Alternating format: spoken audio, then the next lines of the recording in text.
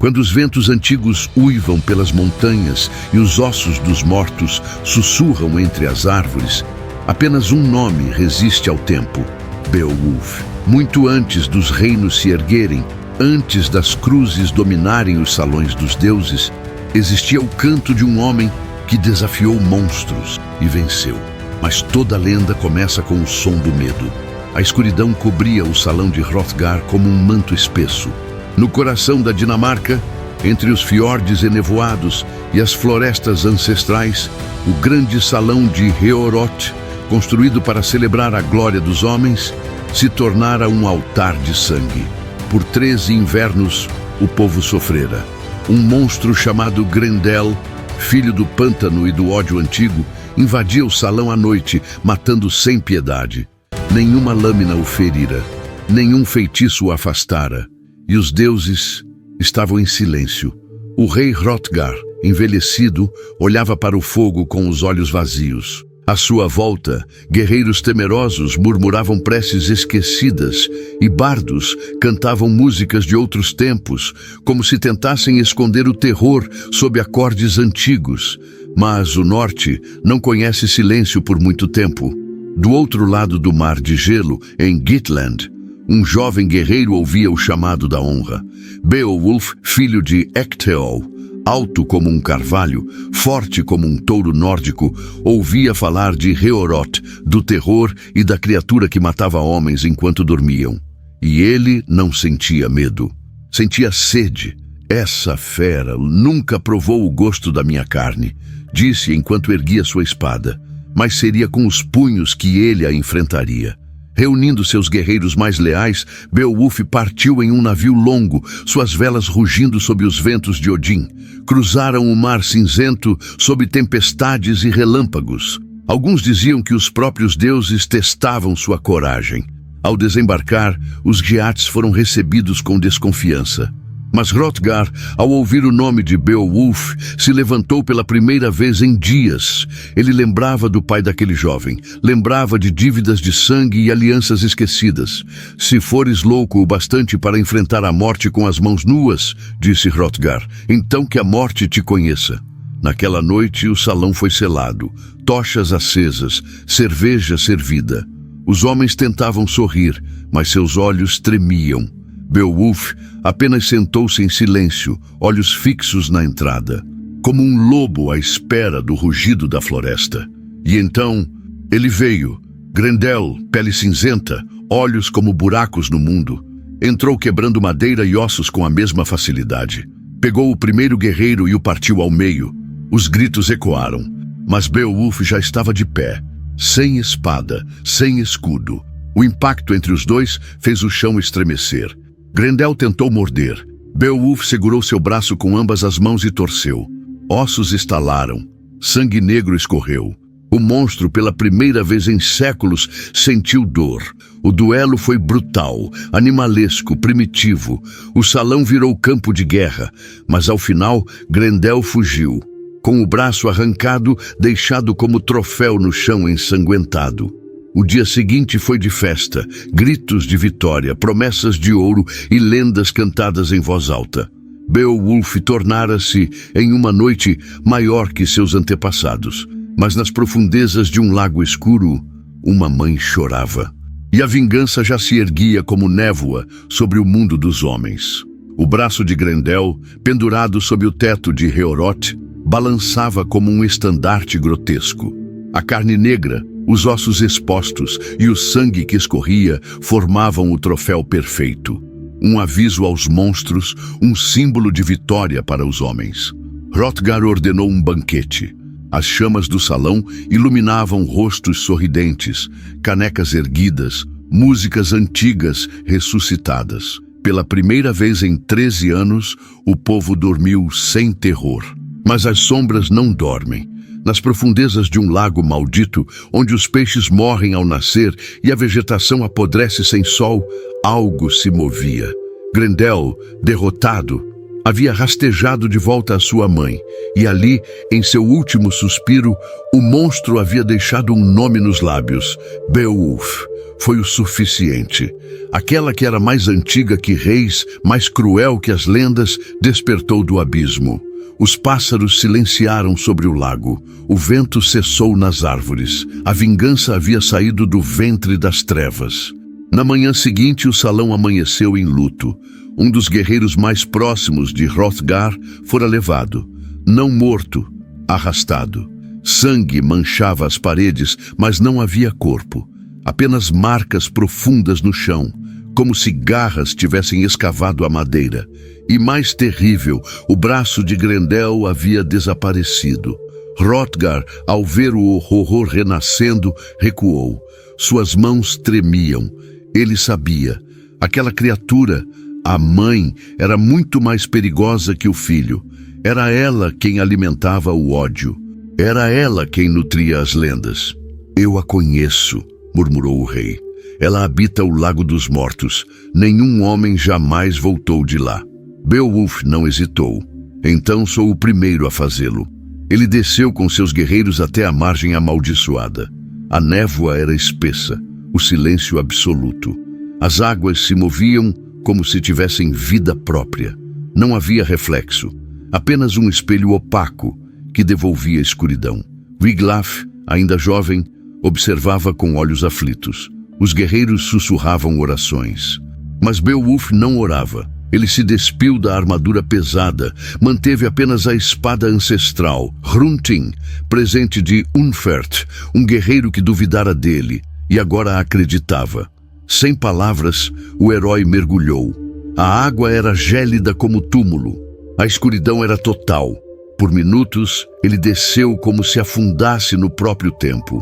Estalactites submarinas, cadáveres presos em raízes, criaturas albinas fugindo. E então, ele viu o fundo. Um salão submerso, feito de ossos e pedra, iluminado por musgos que ardiam em verde espectral. E lá, ela estava. A mãe de Grendel era uma visão de pesadelo. Alta, serpentina, com pele enrugada e garras como espadas. Seus olhos, 2 sóis mortos. O combate começou sem aviso. Ela atacou como um raio, prendendo Beowulf em suas garras, arrastando-o pelas pedras. A espada Hrunting quebrou contra seu corpo. O herói foi lançado contra colunas de ossos, mas ele não recuou. Procurando ao redor, encontrou uma espada antiga, forjada por gigantes, pesada demais para homens comuns.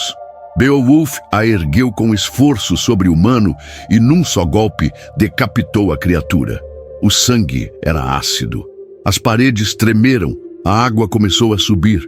Beowulf, ferido, carregando a cabeça da criatura e o cabo da espada que se dissolvia, emergiu das profundezas como um deus renascido da morte.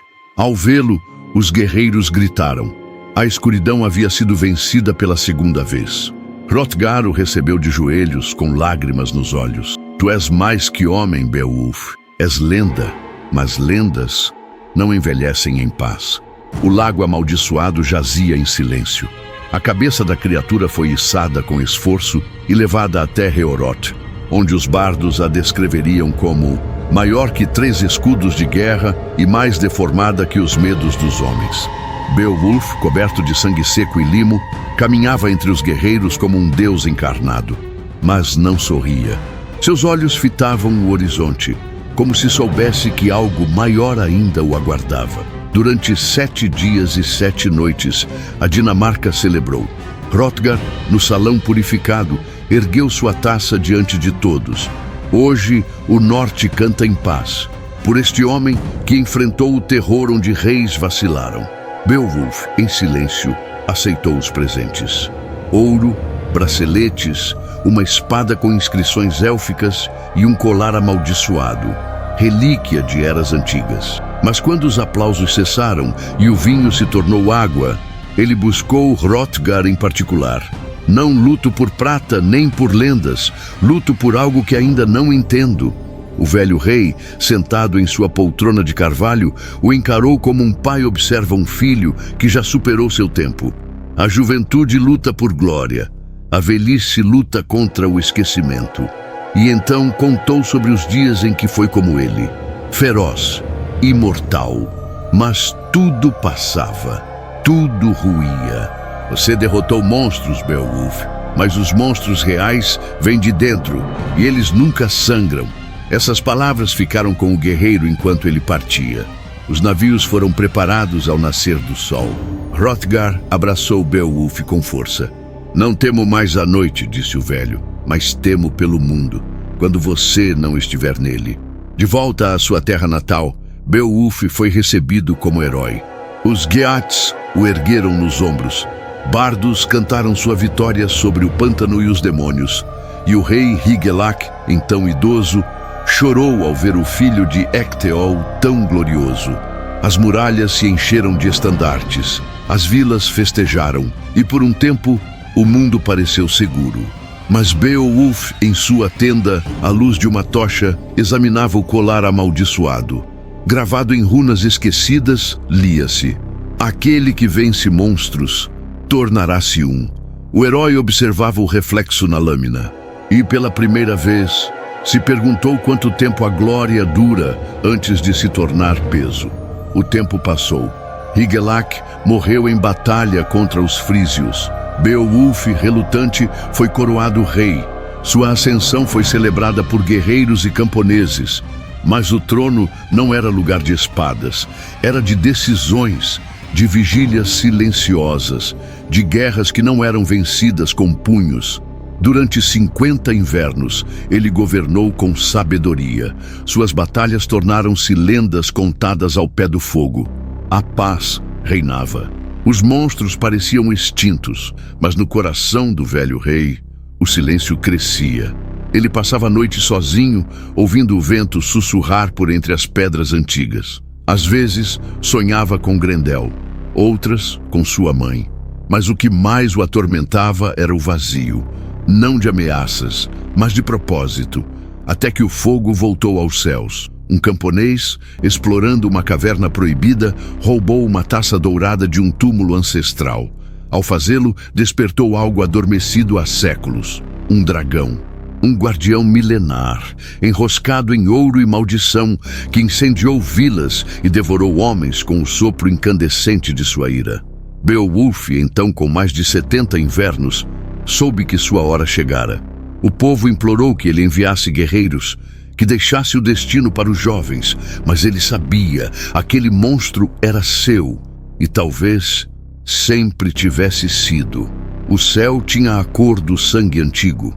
As cinzas dos vilarejos queimados subiam ao vento como lamentos dos mortos. De cada colina da Gitland podia-se ver a trilha de destruição deixada por ele. O dragão, não um animal, não uma fera, mas uma maldição alada, nascida das entranhas do ouro profanado. Suas escamas eram de bronze fundido. Seus olhos, 2 fornalhas. O mundo tremia a cada batida de suas asas. Beowulf fitava o horizonte da sacada de sua fortaleza. O rei agora era velho. Seu rosto era um mapa de batalhas, mas seus olhos ainda ardiam.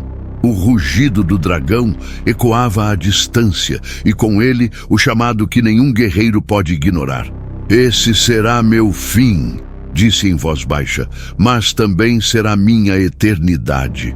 Na grande sala do trono, seus tanes, homens que cresceram ouvindo sobre Grendel, sobre a mãe do pântano, sobre a espada dos gigantes, tentavam dissuadi-lo. Majestade, há outros que podem lutar. Vós já provaste o que nenhum homem provou. Mas Beowulf apenas ergueu a mão. Seu silêncio foi ordem, seu olhar, sentença. Ele se ergueu com armadura reluzente, forjada com os metais do norte, gravada com runas antigas. Em seu cinto levava Naegling, sua espada final. Uma lâmina feita não para heróis vivos, mas para reis que caminham rumo ao fim. Ao seu lado, apenas Wiglaf, o jovem que sempre o acompanhara em silêncio, teve coragem de se apresentar. Se fores cair, senhor, disse o jovem, então não cairás sozinho. Beowulf sorriu, pela primeira vez em semanas. Então verás com teus próprios olhos como a lenda morre. Partiram ao amanhecer, sem fanfarra, sem multidão. Apenas os dois, montados em cavalos cinzentos, rumo à caverna ardente, onde o dragão dormia sobre sua pilha de ouro amaldiçoado. O caminho era longo, marcado por árvores queimadas, corpos carbonizados e rochas derretidas. Ao chegarem à entrada da caverna, sentiram o calor como uma muralha invisível. O ar tremia. O cheiro era de enxofre, morte e tempo petrificado. Beowulf desmontou, tocou a terra e murmurou: Grendel caiu por minha força, sua mãe caiu por minha fúria, mas este fogo só cairá com meu sangue. O rugido surgiu de dentro da terra como o som de 1000 trovões. A entrada rachou, e do abismo surgiu a criatura, vasta, imponente, escamosa como muralhas de ferro fundido. Suas asas se abriram com a força de uma tempestade, e sua boca expeliu uma língua de fogo que iluminou os céus. E Beowulf avançou. A luta foi brutal. A espada Naegling, por mais lendária que fosse, quebrou contra as escamas da criatura. O velho rei caiu de joelhos, queimado, tossindo sangue, mas levantou-se, agarrado ao escudo. Sua carne ardia, mas seu espírito era gelo. Wiglaf, vendo seu rei cambalear, gritou: Não o deixarei morrer sozinho! Com espada em punho, o jovem guerreiro atacou. Cravou sua lâmina na barriga da besta, ferindo-a, abrindo espaço. Beowulf, com sua última força, avançou como um trovão. Agarrado ao punho de uma adaga oculta, enterrou a lâmina no coração incandescente do dragão. Um grito quebrou as montanhas. O dragão tombou, as chamas cessaram e o mundo silenciou. Mas o herói estava caído. O sangue jorrava de seu flanco. Suas mãos queimadas não seguravam mais nada. Wiglaf se ajoelhou ao lado dele em desespero. Meu rei, vós vencestes! Beowulf olhou para o céu e sussurrou: A vitória é cinza, quando não há mais amanhã. O céu tornava-se pálido com a chegada da aurora. O corpo do dragão ainda fumegava ao lado da entrada da caverna, como um altar sacrificial ao fim de uma era. Wiglaf mantinha a cabeça de Beowulf em seu colo, pressionando as feridas com mãos trêmulas, embora soubesse que nenhum deus ou medicina salvaria o rei. O herói respirava com dificuldade. Cada inspiração parecia buscar um último pedaço de glória no ar frio do norte. O olhar, porém, ainda era o de um guerreiro, firme e mortal. Ouça-me, Wiglaf, murmurou a voz rouca como pedra sendo arrastada. O povo, meu povo, precisa de ti. O jovem, com os olhos cheios de lágrimas e o rosto coberto de fuligem, assentiu com reverência. Não posso ser o que fostes. Não deve, respondeu Beowulf. Deve ser mais. Ele pediu que trouxessem os tesouros do dragão, para vê-los com os próprios olhos.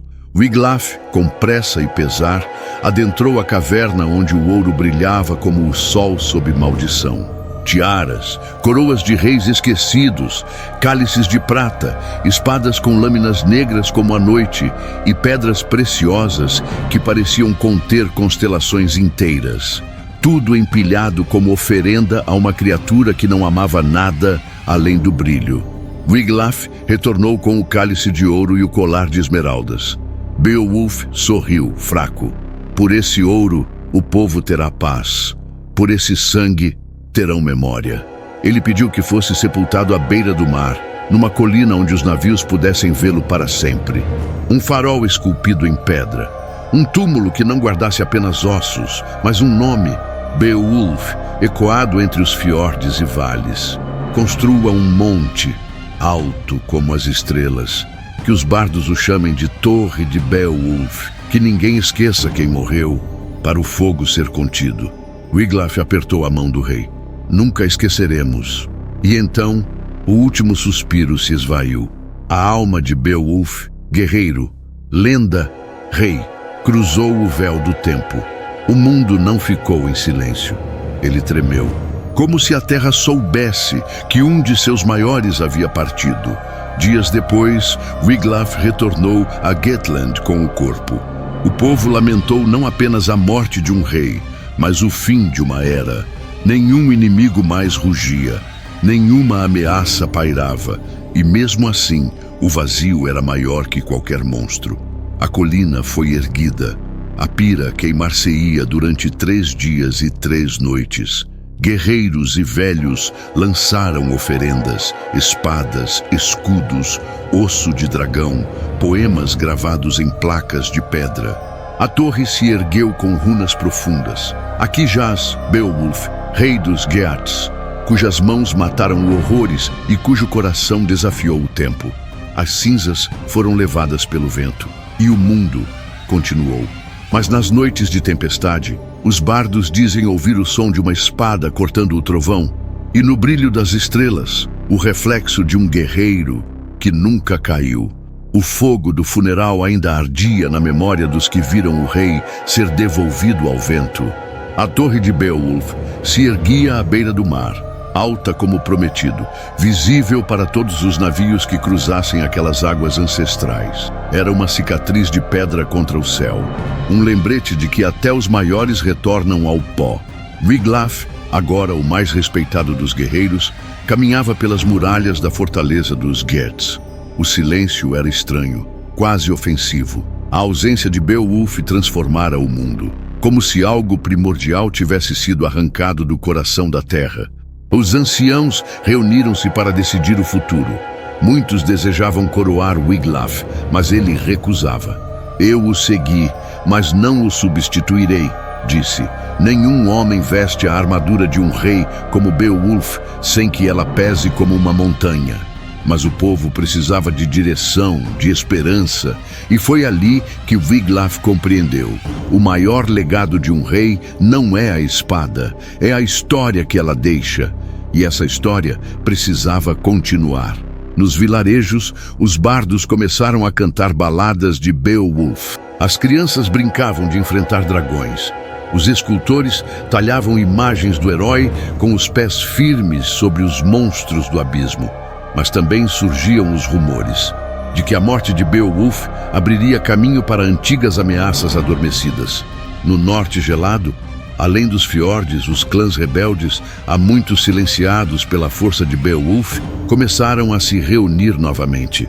Líderes brutais, homens marcados por exílio e rancor, viam a ausência do herói como oportunidade. O trono está vazio, diziam, e o medo morreu junto com ele. Enquanto isso, Wiglaf montava uma guarda de elite. Não reis, mas protetores da memória.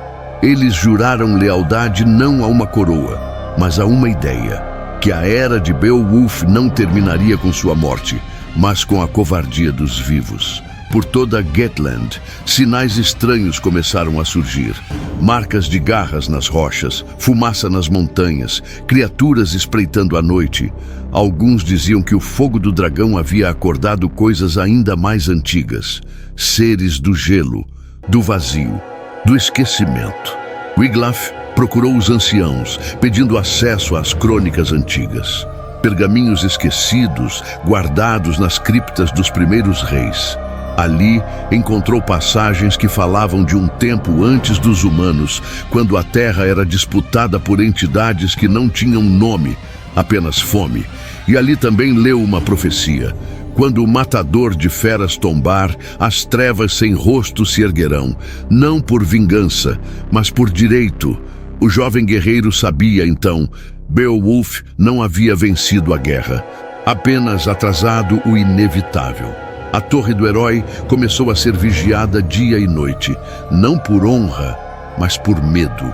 O povo dizia ouvir vozes vindo de dentro da pedra. Outras vezes, vultos cruzavam a linha do mar mesmo sem barco. Era como se a morte de Beowulf tivesse quebrado um selo invisível e agora o mundo antigo voltasse a respirar. Wiglaf, à noite, ia até o túmulo e ajoelhava-se diante da pedra. Se houver outra guerra, não teremos você, mas teremos sua chama. E nas noites mais sombrias, o vento parecia responder. A noite caía densa sobre Getland, e com ela uma sensação de inquietude que crescia como erva venenosa. O povo dormia mal. Os cães uivavam sem razão. Os cavalos empacavam diante de certas trilhas. E em meio às florestas mais antigas, as árvores começaram a morrer de dentro para fora, como se algo subterrâneo sugasse sua alma. Wiglaf reunia os homens em silêncio. Eles treinavam incansavelmente, mas nenhum deles dizia em voz alta o que todos sentiam. A ameaça agora não tinha forma. Não era um monstro com garras. Não era um dragão. Era algo que espreitava pelas frestas da realidade, que fazia os sonhos sangrar em medo. Na costa, pescadores começaram a desaparecer. Os barcos retornavam vazios, com as velas rasgadas, como se mãos invisíveis as tivessem dilacerado. Um dos barcos foi encontrado virado, com estranhas runas gravadas no casco, símbolos que nenhum ancião reconhecia, mas estavam antigas demais para serem novas. Wiglaf consultou um velho cego que vivia isolado nas montanhas, um antigo xamã que falava com os espíritos da terra. O velho tocou os símbolos com os dedos deformados e sussurrou: "Eles não pertencem ao nosso tempo, nem ao tempo do teu rei." "Então a quem pertencem?" perguntou Wiglaf. "Ao que existia, antes de tudo. Aqueles que dormem sob o gelo e agora despertam." A neve caiu no meio do verão, um prenúncio. As fogueiras não queimavam como antes, as espadas pareciam mais pesadas e os bardos calaram-se. Até mesmo os deuses pareciam ter virado o rosto. Um grupo de exploradores partiu para as cavernas do norte, buscando a origem dos sussurros. Apenas um retornou, enlouquecido, cego, murmurando sobre um trono de ossos e um rei sem carne. Wiglaf decidiu partir. Reuniu seus guerreiros e desceu pelas trilhas até as fendas geladas dos vales antigos. Ali encontraram uma entrada coberta por raízes petrificadas. Um frio sobrenatural escapava das profundezas como a respiração de um morto. Desceram com tochas e encontraram uma cidade enterrada. Ruínas ciclópicas feitas de pedra negra, com arcos impossíveis e pilares que pareciam ter sido esculpidos por mãos que não eram humanas. No centro, uma estátua colossal.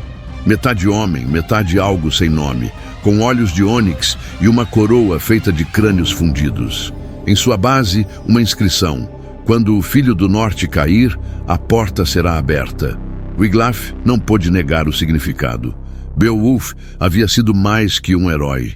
Ele era a tranca do abismo. Ao tombar, abriu-se um caminho, não para monstros, mas para o próprio esquecimento. A tocha de Wiglaf vacilou. Um som veio do fundo da escuridão. Algo arrastava correntes ou ossos. Ele ordenou a retirada imediata. A cidade foi lacrada com rochas e sal, segundo os ritos antigos. Mas à noite, de volta à fortaleza, os sinos tocaram sozinhos. E na torre de Beowulf, algo respondeu. O amanhecer trouxe um silêncio anormal. Nem pássaros, nem vento, nem vozes. A terra parecia segurar o fôlego. A torre de Beowulf, antes altiva e eterna, agora estava cercada por névoa, uma cortina espessa que subia do mar como fumaça de um incêndio invisível. Os primeiros a se aproximar disseram ter ouvido tambores, mas nenhum som humano os acompanhava. Wiglaf despertou com um pressentimento, o mesmo que antecede o trovão antes da tempestade. Subiu aos muros da fortaleza e viu, ao longe, a névoa se mover como se tivesse vontade própria. Um círculo de frio se alastrava pelas planícies. O solo escurecia. As árvores secavam de pé. Era como se a própria vida estivesse sendo drenada por uma força invisível. E então veio o primeiro grito. Na vila costeira de Skorn, os sinos soaram em alarme. Quando os batedores chegaram, encontraram apenas ruínas. Nenhum corpo, nenhum sangue. Apenas marcas estranhas cravadas nas portas, nos tetos, até nas pedras. Círculos, espirais, olhos. Milhares de olhos esculpidos por mãos invisíveis. Eles não matam como os monstros antigos, disse Wiglaf aos anciãos. Eles consomem.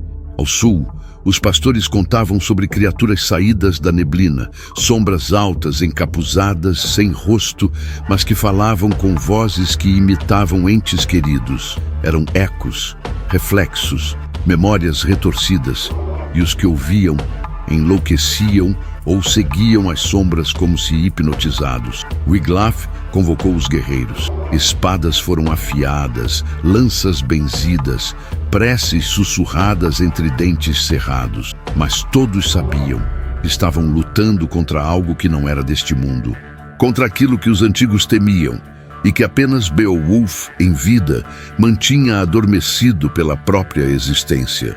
Na torre, surgiram fendas na base. Da rachadura exalava um frio ancestral, o mesmo das ruínas negras sob a montanha. Aquela não era mais apenas uma tumba, era um canal, um fôlego entre mundos, uma ponte entre o tempo dos homens e o tempo dos horrores. Nessa noite, a lua ficou negra, as estrelas desapareceram, e os sonhos de todos os guerreiros foram invadidos por uma única visão. Um trono vazio no meio do gelo, e um vulto se erguendo lentamente para ocupá-lo. Ao acordar, Wiglaf entendeu. A guerra não acabou com o dragão. Ela apenas começou. E os portões da fortaleza foram selados, porque o inimigo estava dentro da própria realidade, e a terra de Beowulf se tornaria mais uma vez o campo de batalha final entre luz e trevas. A névoa, que antes apenas rondava, agora engolia vilas inteiras. O mapa de Gitland começava a mudar. Cidades sumiam da noite para o dia. Caminhos que existiram por gerações levavam a lugar nenhum. Guerreiros enviados para patrulhar nunca mais voltavam. Quando voltavam, não eram mais eles.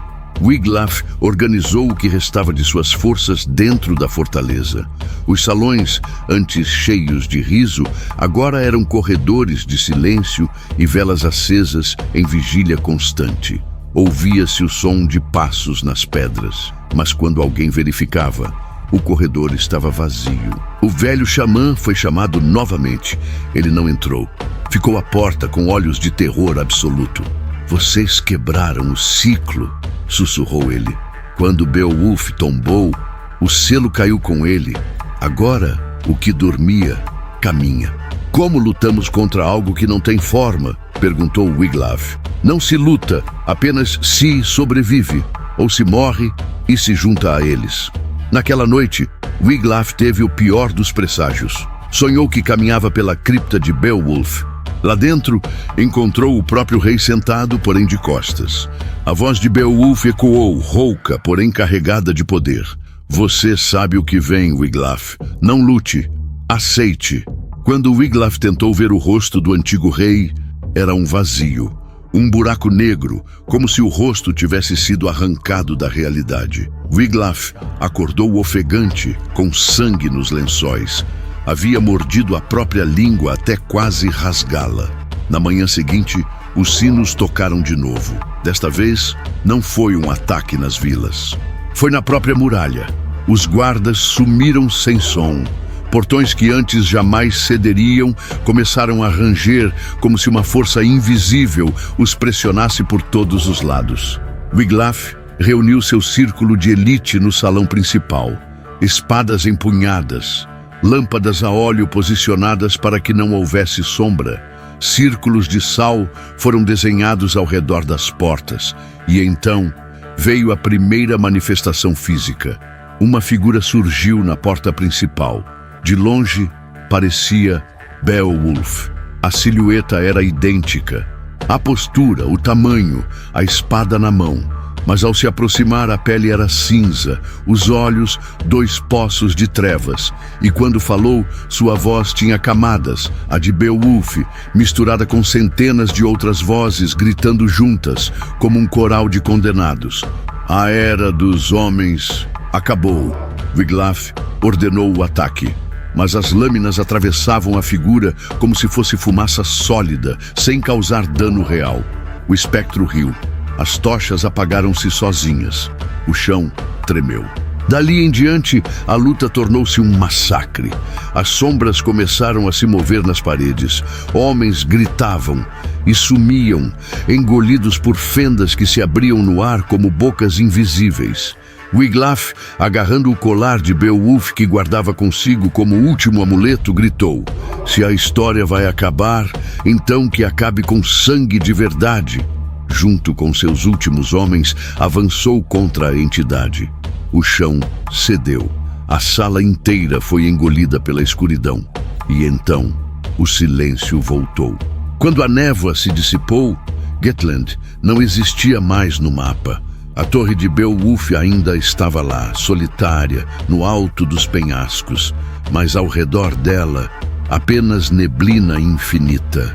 E dizem que nas noites em que o vento sopra mais forte, ainda se ouve o som de espadas batendo em escudos, como um eco de um exército que continua lutando, mesmo depois do fim. Na manhã seguinte, a névoa tomou forma. Não mais uma cortina difusa, mas figuras, centenas, talvez milhares, silhuetas caminhando em silêncio pelas planícies ao redor da torre de Beowulf. Altas, desproporcionais, como se tivessem esquecido como habitar um corpo humano. Algumas andavam de 4, outras flutuavam a poucos centímetros do chão. Wiglaf, do alto das muralhas, observava a cena com os punhos cerrados. Guerreiros se posicionaram com escudos erguidos, lanças prontas, mas o medo era um veneno invisível no ar. Eles não respiram, sussurrou um dos guardas. As formas começaram a circular a fortaleza, como predadores ao redor de uma presa moribunda. Não atacavam ainda, apenas se aproximavam cada vez mais, estreitando o cerco como se aguardassem um sinal. Dentro das muralhas, crianças choravam. Os anciãos se ajoelhavam nas capelas, sussurrando preces para deuses que pareciam ter abandonado o mundo.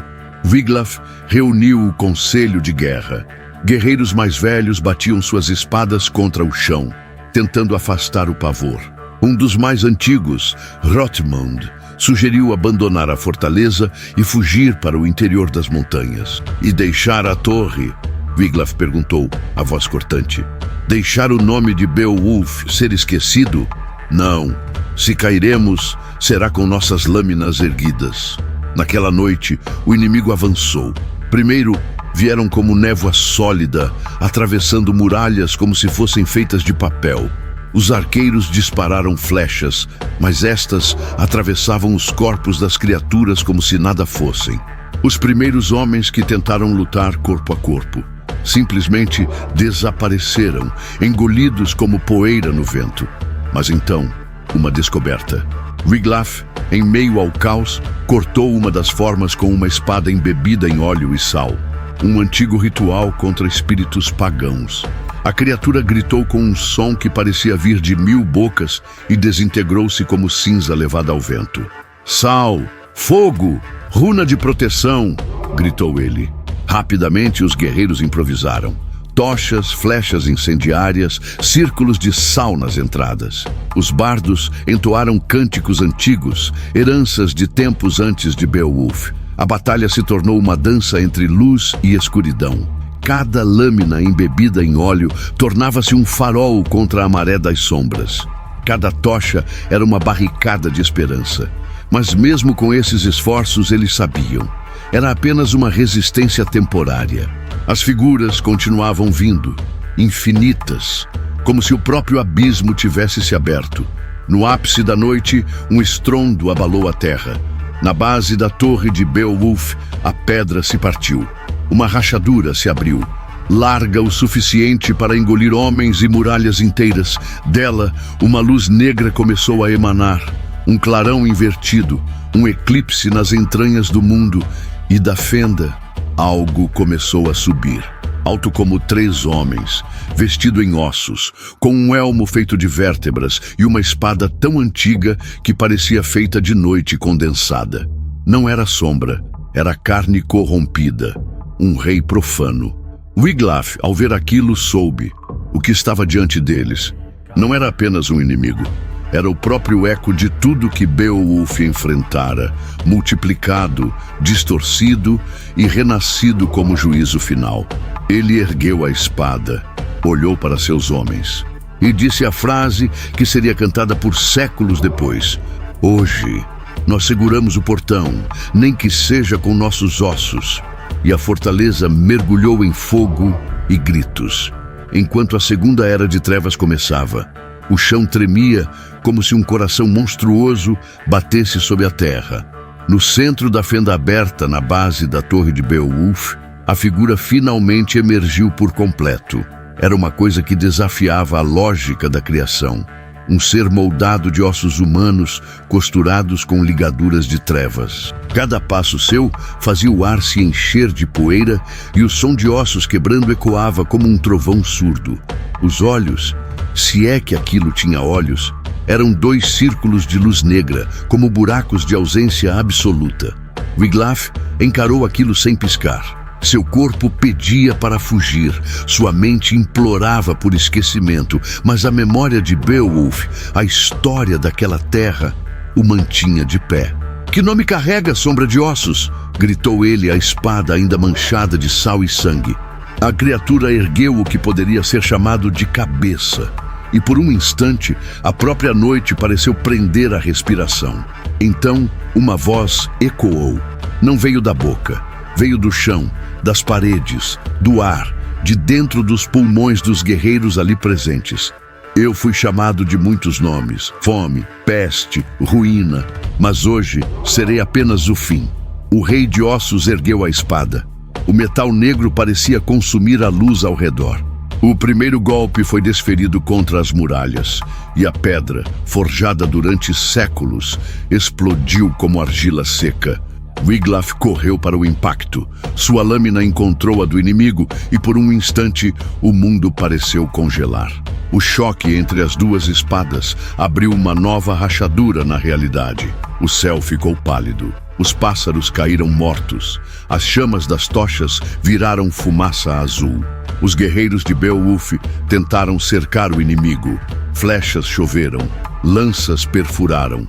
Mas a cada ferimento sofrido, o rei de ossos apenas se recompunha, absorvendo os cadáveres ao redor. Braços extras surgiam de suas costas. Ossos de guerreiros mortos eram incorporados ao seu corpo em tempo real. "Ele se alimenta da morte", gritou Hrothmund, tentando recuar. "Cada homem que tombar o tornará mais forte." Wiglaf compreendeu. Se continuassem lutando assim, a fortaleza cairia antes do amanhecer.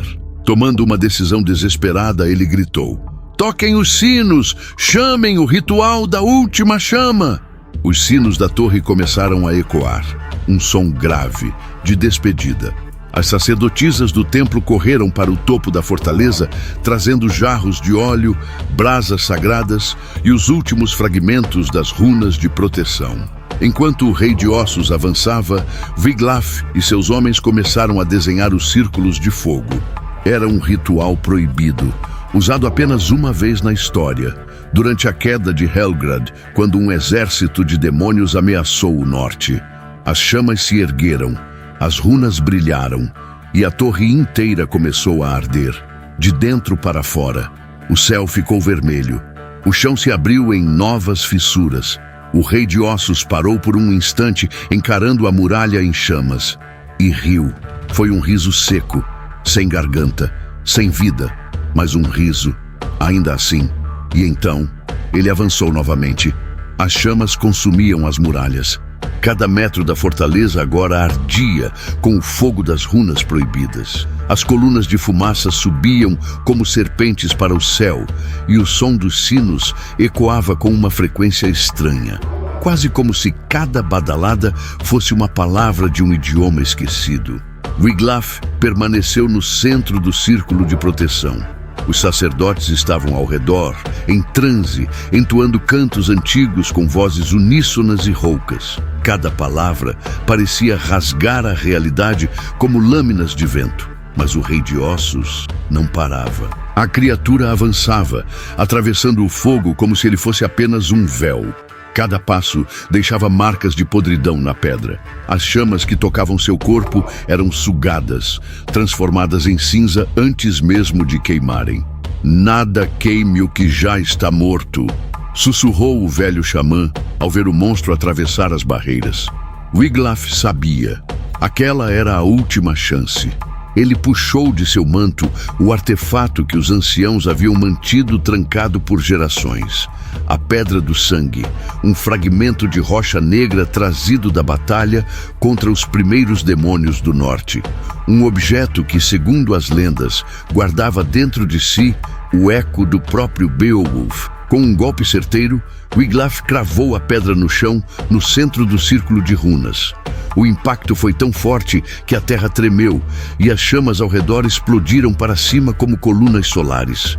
Um rugido ecoou, mas não veio do Rei de Ossos. Veio do próprio chão, do túmulo de Beowulf. Por uma fração de segundo, todos os presentes, vivos ou mortos, sentiram o ar vibrar como se os pulmões do antigo rei ainda respirassem, lá embaixo, nas entranhas da colina.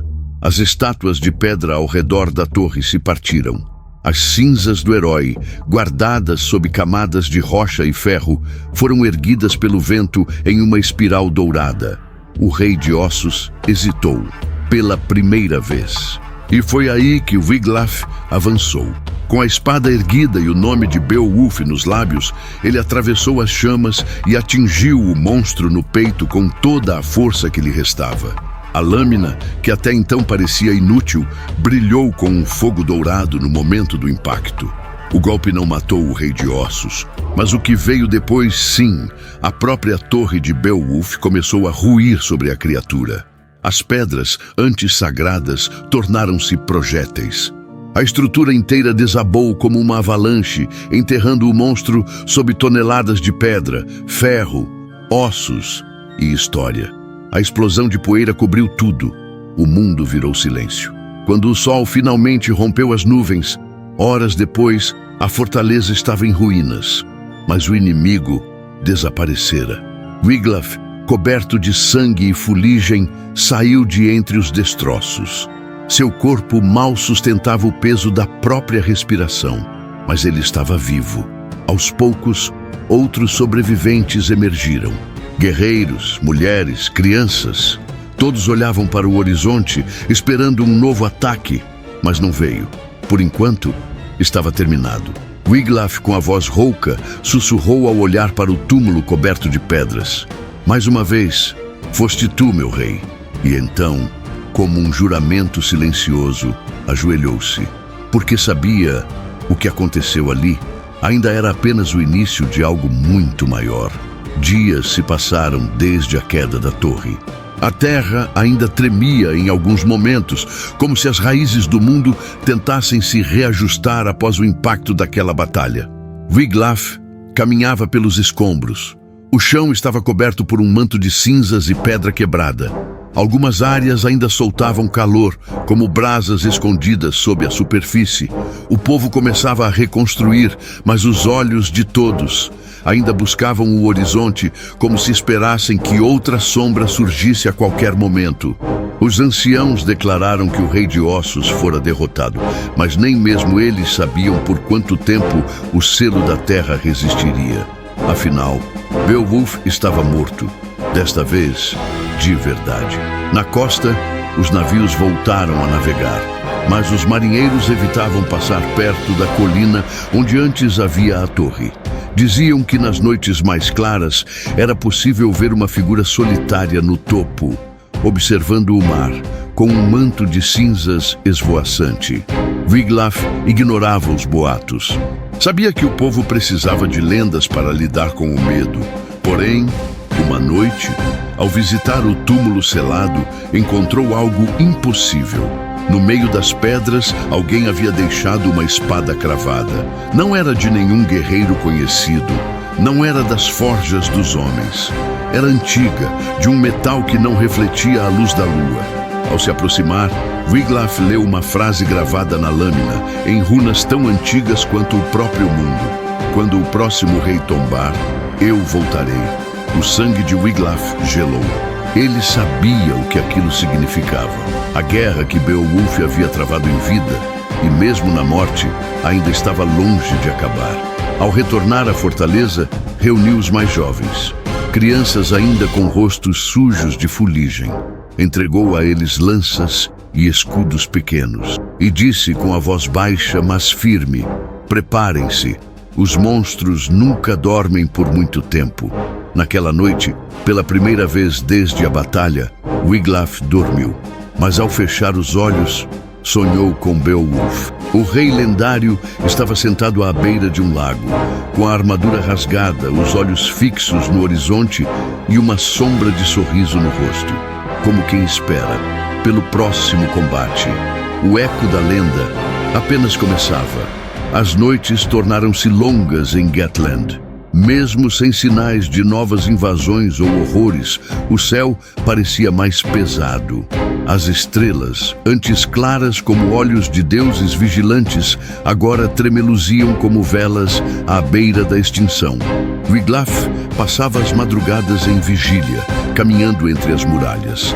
Não era o medo que o movia, mas a responsabilidade. Um peso invisível, mas constante. Os jovens guerreiros treinavam ao amanhecer, não mais com gritos de guerra, mas com silêncio disciplinado. O nome de Beowulf não era apenas memória, era escudo, era lei.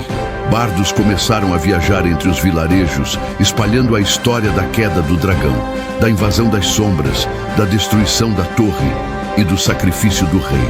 Mas algo estranho começou a acontecer. Por onde as músicas eram cantadas, relatos surgiam de pessoas sonhando com um guerreiro de cabelos dourados, envolto em fogo, lutando sozinho contra exércitos de espectros, sempre com o mesmo final. O herói caía, mas nunca morria. As sacerdotisas do templo antigo, mulheres que há muito haviam abandonado os deuses por medo, começaram a reacender os altares. Diziam que o espírito de Beowulf não havia cruzado o último limiar, que algo o mantinha entre mundos. Wiglaf foi ao topo da colina numa dessas noites. Levou consigo a espada deixada junto ao túmulo, aquela de metal sem reflexo, com a profecia gravada. Ali, sob o vento cortante, ele cravou a lâmina na terra. Se houver outro chamado, disse olhando para o céu encoberto de nuvens, que me leve junto desta vez. Ao longe, um trovão rasgou o silêncio. Não havia tempestade no horizonte, mas o som ecoou como resposta. Na manhã seguinte, caçadores que passaram perto da antiga torre relataram ter visto pegadas, grandes demais para qualquer homem, e ainda frescas. Quando Wiglaf ouviu, apenas sorriu de canto. O ciclo estava recomeçando. A lenda de Beowulf nunca terminaria. O vento que soprava sobre Gatland naquela manhã era diferente. Não trazia cheiro de sangue, nem o peso das trevas. Era um vento limpo, mas carregado de saudade. A torre de Beowulf, agora reduzida a escombros, ainda era visitada todos os dias. Homens, mulheres, crianças, todos deixavam oferendas, pequenas pedras, pedaços de metal, flores ou até simples palavras sussurradas ao chão. Wiglaf permaneceu em silêncio por muitos dias. Não se declarou rei, não convocou assembleias, apenas vigiava. Seu olhar era o de quem vira de perto o custo da lenda. Naquele fim de tarde, os bardos se reuniram no grande salão. Era tradição que, ao final de grandes tragédias, uma única canção fosse composta, não para celebrar a morte, mas para garantir que o esquecimento nunca chegasse. Um deles, velho e cego, subiu ao centro do salão. O mesmo homem que, décadas antes, cantara a primeira vitória de Beowulf contra Grendel. A voz dele ecoou, forte como nunca. Houve um tempo de monstros, e um homem de carne e aço os enfrentou. Seu nome, Beowulf, que lutou contra a noite com as próprias mãos, que caiu, mas cuja lenda jamais cairá. Os guerreiros bateram os punhos nos escudos. O som percorreu os vales como um trovão artificial, anunciando ao mundo que a memória estava viva. Na praia, velhos navios foram queimados como tributo. As velas, agora em chamas, se erguiam como labaredas contra o céu cinza. Wiglaf subiu até o alto de uma colina próxima, acompanhado apenas por seus pensamentos. Observou os navios ardendo, os cânticos ecoando, o povo unido. E então, pela primeira vez desde a morte de Beowulf, ele permitiu-se sorrir. Sabia que os deuses poderiam enviar novos horrores. Sabia que as trevas voltariam, que monstros renasceriam. Mas também sabia que sempre haveria um homem ou uma mulher disposto a enfrentar a noite. Porque o nome de Beowulf agora não era só de um rei, era um chamado, um fogo que nunca se apaga. E com isso, o ciclo continuava. As lendas não morrem, elas apenas aguardam o próximo chamado. Se essa história ecoou dentro de você, deixe seu like, compartilhe com outros amantes da mitologia e comente. Quem deveria ser o próximo a enfrentar as sombras? Inscreva-se no canal e junte-se à legião dos contadores de histórias, porque o próximo herói pode ser você.